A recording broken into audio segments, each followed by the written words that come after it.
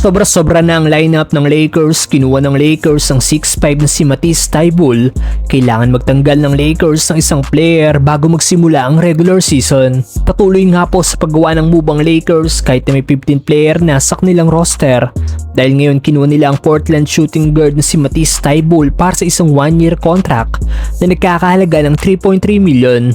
Sa pagkakakuha ng Lakers sa nasabing player, 16 player na ngayon ang nasa kanilang roster na binubuo ni Luka Doncic, Austin Reeves, Quentin Grimes, Colin Sexton, Jaden Hardy, Jared Vanderbilt, Matisse Thybulle, Zaire Williams, Adu Thiero, Cameron Carr, Walker Kessler, Sandro Mamukelashvili, Kevon Looney, Dalton Knecht, Jake LaRavia at Bronny James. Kahit nakuha ng Lakers si Matisse Thybulle at sobra na sa kanilang player ayon sa report, gusto pa rin daw ng Lakers na makuha si Jonathan Kuminga.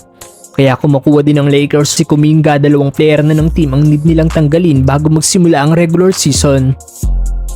Ang mga player na posibleng tanggalin ng Lakers ay sina Bronny James, Jared Vanderbilt, Dalton Knecht, Jake LaRavia at Adu Thiero. Pero ayon sa report, top candidate na posibleng tanggalin ng Lakers ay si Bronny James dahil sa mababa lang ang kontrata nito na nagkakahalaga lang ng 2.2 million. Kaya easy lang para sa Lakers na i-waive ang batang James. Isa pa, posible rin itong sumunod sa tatay niyang si LeBron kung sang team man ito mapunta. Kaya pwede itong gamitin ng Lakers para sa isang trade at makakuha ng asset. Nanganganib din matanggal sa Lakers sina Bando at Dalton Knecht na napaulat nung nakaraan na patuloy na hinahanapan ng trade ng Lakers.